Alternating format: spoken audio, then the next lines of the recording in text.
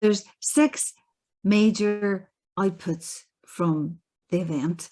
The first one really is a film all about the making of wampum by Ken Miracle, and also Ken Miracle, who's a faith keeper of the Cayuga Nation, the Deer Clan, which is an educational clan. Ken has made us a project friendship belt, and there's a wonderful film that we've had made of what a belt is, what it means, and we're really honored as a collective group that the Cayuga have agreed to make this belt for us, and even more important, explain what it means and what brightening the covenant chain and that relationship between the Haudenosaunee and the British Crown means. And there's a whole hour-long movie all about this. It just features Ken, a little bit of his wife Rhonda, but mainly it's Ken, and it's Ken making and explaining in the process of making, and also speaking in his Indigenous language. It's a wonderful thing to watch, and I encourage you to do so on our website, treatidspaces.com. So that's that movie. Is what we began with, and we began with the film because of COVID, obviously, because there was a limit to what we could do. We wanted to bring Ken over originally to be at the exhibition. Now, we shifted the exhibition to the next year and got it up and running. So if Matthias could just show us, this is a fashion exhibition, again, of Indigenous textiles. And it's at the American Museum and Gardens in Bath. And as you can see, there's amazing, visually stunning pieces of work, and it's on display until the 3rd of July. And we love it if you and your family and anyone else within your social networks or other networks would go along, because we think it's fantastic and visually stunning. We also think the American Museum and Gardens is a fabulous place to be. It's just beautiful. Bath is charming, and the place itself is well, a lovely old, I think, Georgian pile, and it's just charming to be there and have coffee and so on. The exhibition is the work of Celeste Pedri Spade. It's on until the 3rd of July. And her whole point is to talk about the importance of women to Indigenous diplomacy.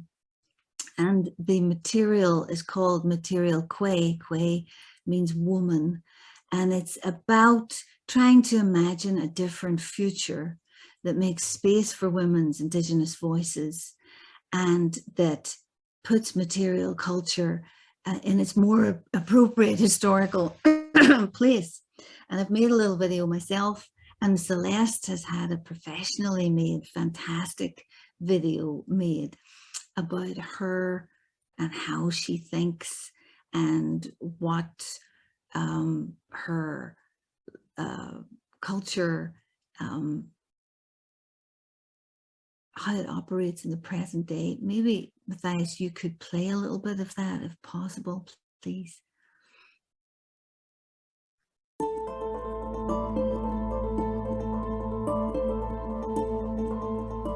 My name is Celeste Pedri Spade, and I'm an Anishinaabe Kwe research-based artist from Lac des Mille Lacs First Nation, which is in northwestern Ontario, Treaty 3 territory. I'm also the Queen's National Scholar in Indigenous Studies and an associate professor at Queen's University. Lac des Mille Lacs First Nation, it is a huge lake. I enjoy being back at home in my community during the summer months, fishing with my children, just watching them play in the water. We do a traditional harvesting together. We do berry picking. We pick for different medicines that we use still, and in the fall we still do our moose hunting camp. Sometimes people use those terms interchangeably, but again, the teaching that I've received is that when we're getting specific and talking about again, specific families, communities, and that are from particular lands, we use Ojibwe when we're referring more to something broader. We're talking about Anishinaabe. Indigenous women in particular have always, balanced multiple roles and responsibilities. They've been the people who have been the backbone of their communities. Women who came before me in my family, they were women who, went fishing, went moose hunting, trapped on their own. That idea of having to balance multiple roles and responsibilities is something that, Ojibwe women have always done. Usually art, starts with an intent, something in mind. And you have to, often, because I work with textiles, you have to design that, you think it and draw it out, and you have a concept, in mind. So you have to develop a relationship with those materials and learn how they work, and then modify your designs based on that. So, and I think that's really beautiful, because when you don't stay fixed, and get caught up in your own head and your own design, and you let those materials guide you, they'll guide you in a direction that maybe you didn't think you were going to move in, but then you go to. And then you go, oh, I've learned something else that I didn't really realize. Maybe that this is showing me something and leading me to a different place. So I think that entire process is that it really shows us how making and working with materials is part of learning and growth.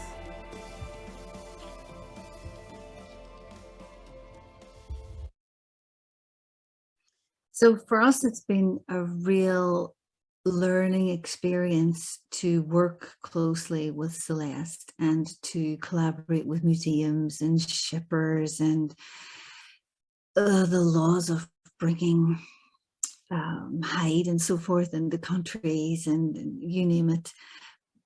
But I think the really important message here is the message about how material culture can reveal and unlock new aspects of history, and how Indigenous women are undergoing an enormous resurgence in terms of significance. And if you consider that, for example, Deb Haaland is the current US Secretary of the Interior, and she's a Laguna Pueblo woman, you can really see that the time has come for Indigenous women's voices to be heard on a much larger scale. If you go on the website, you can hear a little video I've made all about material culture in the historical sense, and further other materials. Now, linked to the exhibition, we've also organized a workshop plenary, which I'd love you to attend if you can. It's hybrid. We'll be up there in BAAS with a couple of other people, but most people will be dialing in from all over the world. And it's already pretty good numbers. I don't know what our numbers are so far. I think they're in the 30s or 40s. And it's quite far from the date, which is the 19th of May. And I think one of the reasons that this linked workshop plenary is likely to be quite successful is that it's an all Indigenous mostly lineup, and it's very much to showcase Celeste and contextualize the intellectual environment surrounding her work. And then there's a couple of folk that I've known for years, and people that are really doing, I think, fascinating work. We've got quite a few of them. They've been kind enough to do 1-minute little taster videos of what they're going to be doing on the day, and it's everything from someone talking about hunting caches as a diplomatic strategy. We've got the Grassack folk, the Great Lakes people who are an amazing collection of academics. We've got the plant guys, a Seneca relative actually of someone I did a book on many years ago, Arthur Parker, and Ken Parker is going to be talking about plants and how plants and the resurgence of Indigenous food at all levels, high-end chefing and just regular understanding of Indigenous foodways is a real growth phenomena. And Ken Parker will be talking about food as a diplomatic medium. And I think that's going to be fantastic. But the little clip, the 1 minute clip I wanted to show you here is Rick Powless, who is Indigenous chef, but also a red seal chef in Canada.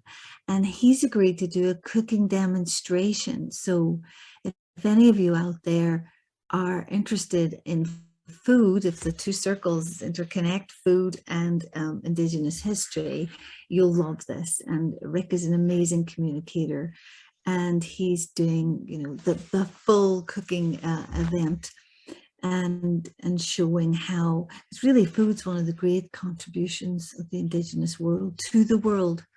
And unfortunately, so much of it we've industrialized and used in inappropriate environmental ways. But if Matthias, if you would just show that little 1 minute taster, I think it'll really inspire you probably to come along. If you would, I'd really appreciate it.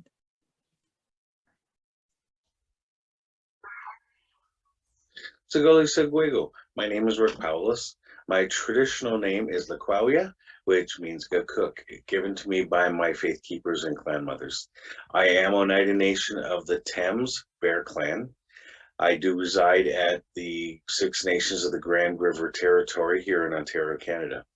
I am a Red Seal chef of 32 years and counting, as well as an OCT certified teacher. I teach at the high school level, grades 10 to 12, both college and workforce prep courses. I am on a leave right now as I'm trying to obtain my master's in education, maybe go further. So we will be talking, as well as doing a demo, a cooking demo that is, on Yagunnikwa, which means our sisters and sustenance. So what I will be doing is talking about the three sisters. The most common ones are corned beef and squash, but I'll also introduce to some of you for the first time, as well as reintroduce some of you to the sunchoke, which is also called the Jerusalem artichoke, the sunflower, and amaranth. And they're all sisters, not used as often as the corned bean squash sisters, but all the same, I'm going to cook two dishes, doing a demo, and show you how to present them and talk about the plants as well. So I'm looking forward to seeing you all on Zoom. I wish I was in person with you, and come sign up and let's have some fun doing a cooking demo. Yago. I think learning through food, learning through plants is a wonderful thing. But then we're also going to be having Celeste herself speaking. Naomi Recollect is going to be there. Dale Turner is speaking about treaties and the politics and the political science of intercultural diplomacy. I think it's going to be an amazing event, and I would very much appreciate people coming along. I think you'll really enjoy it. So those are the first three. The next three things, Matthias Wong, Dr. Matthias Wong, our PDRA on the project, is going to explain. I will point out that in terms of spend within the grant, the Kinetic map is the big one. It's the big chunk of cash. And I think in terms of legacy of the project, the Kinetic map's the thing that's going to outlast the project significantly and be something that really puts the Haudenosaunee on the map and is digitally very innovative and interactive, and I think could well be something that it gets exported to multiple museums, and we're putting a lot of work into it. Second most expensive thing is the Soundscape, which is being made in June. And then there's Zooniverse, the people-powered research project, and it's going to be coming along probably in the next 8 months. So over to Matthias, and then after he's spoken, I'd like to say a little bit about unintended consequences of the project that have been many and fascinating and amazing, really, that we never thought would happen. And I hope that they're of interest to you. So Matthias, over to you to talk about the kinetic map of the Brightening the Covenant Chain project. Thanks, Joy. Hello, so my name is Matthias. I'm the PDRA on the project, in charge of the digital outputs. I work closely with Charles prior to try and recover Indigenous presence in maps. So if we look at a lot of colonial maps, this is the big Mitchell map from the 1750s, I believe. There is a lot of evidence of course, colonial activity, and that's what these maps were made to do. But at the same time, if you look a bit closer, you can find a lot of evidence of Indigenous names, cultural geography. Matthias, can I just interrupt you and say, I'm not seeing the map, or am I supposed to be seeing it? You should be seeing a PDF. I'm still seeing the plenary conference, so I just thought I should say. Yeah, let me change that. Thank you for that. I could have just let you keep going. You know. Yes, we could have. That would be evil. There we go. Brilliant. All right, so that's it. Brilliant. Thanks, Joy. This is a colonial map from, I think, 1755. This is the Mitchell map. It's a huge, extremely detailed map. There is a copy in the British Library, and if you need to open it, it takes more than one of those big dining tables that we usually have at home. So it's a huge, huge map with many, many, many details, many names. And as I was saying, a lot of it is indicates colonial activity, but the closer you look, if you sort of zoom in a little bit, you find a lot of evidence, for example, of Indigenous Americans, their cultural geography, their place names, rivers, towns, routes of travel. So what we're trying to do with the kinetic map is to recover all this evidence from a series of 20 maps that look like this. And we put it through a program like QGIS, which helps us rectify the maps to fit modern geography. And then we pull out all this data and information, and we present it onto a modern day map that will be interactive and digital, and you'll be able to zoom in and find all this Indigenous cultural geography that we've taken from the maps onto a digital map that you can play, and you can hear stories, you can hear explanations about for example, the spread of cultural knowledge. There will be stories about the movement of European settlers into America. There will be stories about the landscape of the different indigenous nations that existed before the European colonizers arrived. And all of this will be in one platform, the Kinetic map, which is essentially a storytelling tool that's populated by information that we're drawing from these colonial maps. The great thing about these digital outputs is that they'll be entirely digital, they'll be online, and cultural institutions, libraries, and museums will be able to use them in their venues, and school teachers can as well. We've designed in such a way that it's a click and play, and there will be 2-minute stories, narrations that feature the most recent historical consensus and research, and it will automatically pan around the kinetic map to show you the relevant areas. So for example, if we're talking about transportation in Northeast America, we would pan over to significant locations like the St. Lawrence River, or to the Northeast coast around Cape Cod, for example. And this map the stories would give you a sense of the kind of detail that the map would provide. And there'll be details around place names, details around trade routes, details around sort of traditional lands of the different indigenous nations. So all in all, multifaceted too, that is aimed at a public-facing audience for educators as an easy way to introduce the latest research about Indigenous America and the interactions, diplomatic interactions and cultural interactions with European travelers, diplomats, and settlers. So that is the idea behind the Kinetic map, and we can talk a little bit more during our discussion around sort of the process of pulling out this information and the design process that we are in the middle of with King's Digital Lab, our collaborators at King's College London, who are the people on the ground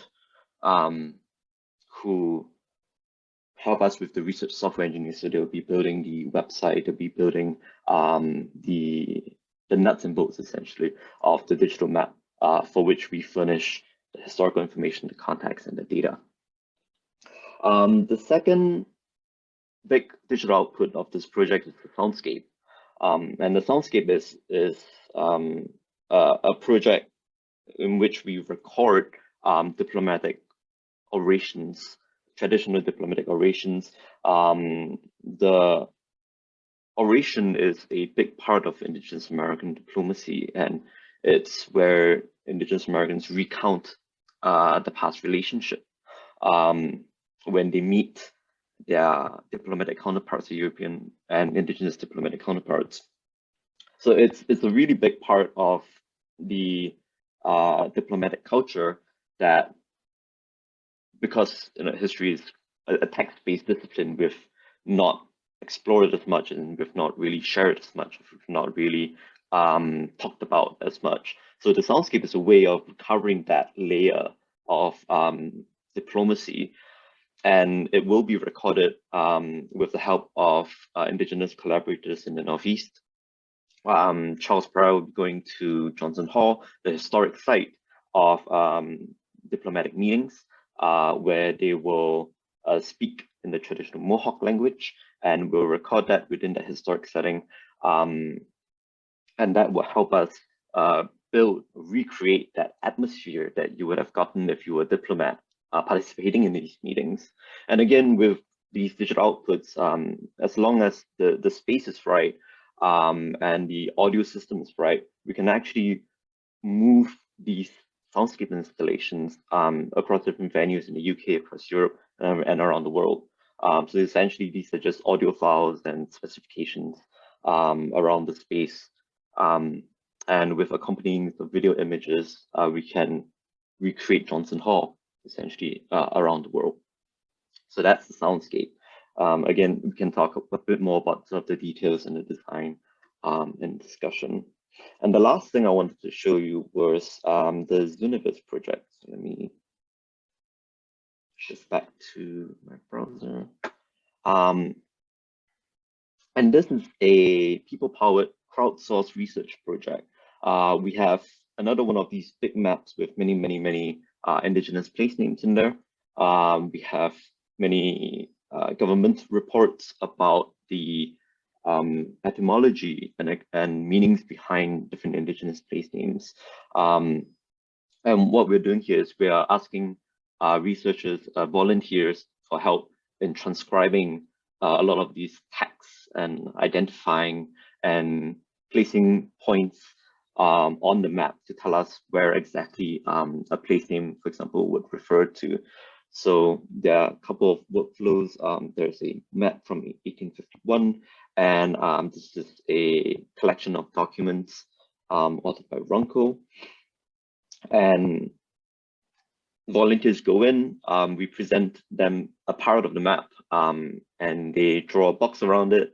They draw a point to tell us where the place name refers to, and then they transcribe the place name. And put all together, we can create a new digital layer, essentially digitizing the Morgan map and turning it into data that we can share more widely with historians and that digital humanists can use to present or as the base data for other projects similar to the Kinetic map. So that's the Zooniverse project. Yeah, so all these three are the main digital outputs for the Brightening the Covenant and Chain project. And I'm sure Joy will speak more about this, but the digital outputs are really important for us because we think they are a great vehicle for reaching an audience that is nowadays a lot more tech savvy, has access to technology, and we can really reach different populations and communities worldwide using these digital outputs. So they're a really important part of our project. Okay, Joy? Thank you, Matthias. Fantastic. Can I just say that the whole research group's very much in awe of Matthias because he is our boss of all things digital, really. And I've learned a lot from Matthias as a PDRA and as a person. In a way, you know, you start feeling a bit elderly, really, because you can really see how research is moving at a tremendous pace and how the interfaces between research audiences and researchers themselves is constantly developing and changing, and that there are levels of digital ease that people have, and you can see it generationally, but not always. You know, you can, it doesn't necessarily map onto age, but you can see that there's enormous change in how we work, and you know, the research landscape and the power and importance of impact is really changing.